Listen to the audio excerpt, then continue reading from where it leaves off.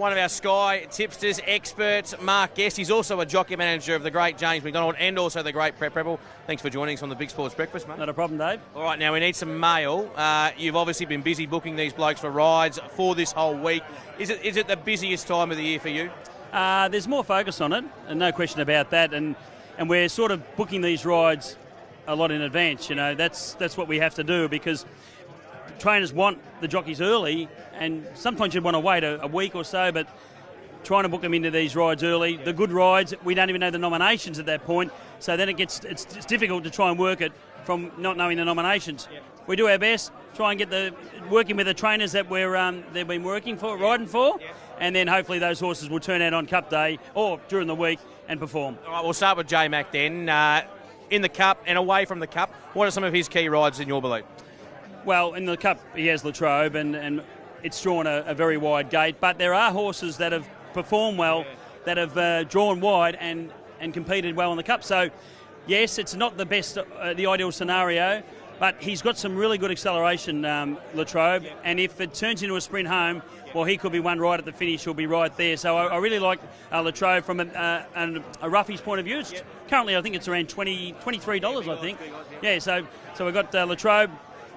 He's got a couple of support rides on the day. Into the Abyss, I think, will run extremely well. Akari's another one. She's a good filly. I think she'll run really very well, actually. And then we go to Oaks Day. He's got Beauty Bolt, who's about a $20 chance or $15 chance in the Oaks, who ran on strongly at Moonee Valley. So I think that's a nice ride for him. And we go to the Saturday. Obviously, there's more rides. He's got more rides as well. But on the Saturday, Kingswood Dream in the McKinnon is a feature ride. Yeah, it's a nice ride for him. So just hoping that things fall your way. But it's a hard week. The jockeys know it is. We all know it is. And hopefully just get the right price and we get some coin. Get some chocolates. All right, what about Brett Preble as well? We've seen him establish himself after being back in Hong Kong, and he's going very good. What rides has he got for this week that maybe the punters should be keeping an eye on? Yeah, he's got a couple of rides later in the week. Bosconi in the final of the Country Championship final. Obviously, the Harbour Views would be very, very hard to beat, but it's got a lot of weight, whereas Bosconi will have no weight. So he's going well. Whether he can win, who knows? But on Tuesday, he has Still Prince in the Melbourne Cup, getting down to 52.5. So it's not an ideal weight to get down to. But Brett's done it the right way. He's had a long time to prepare to get down to that weight and be strong for the 2 mile event. He'll run it right out. I mean, I just forget Geelong.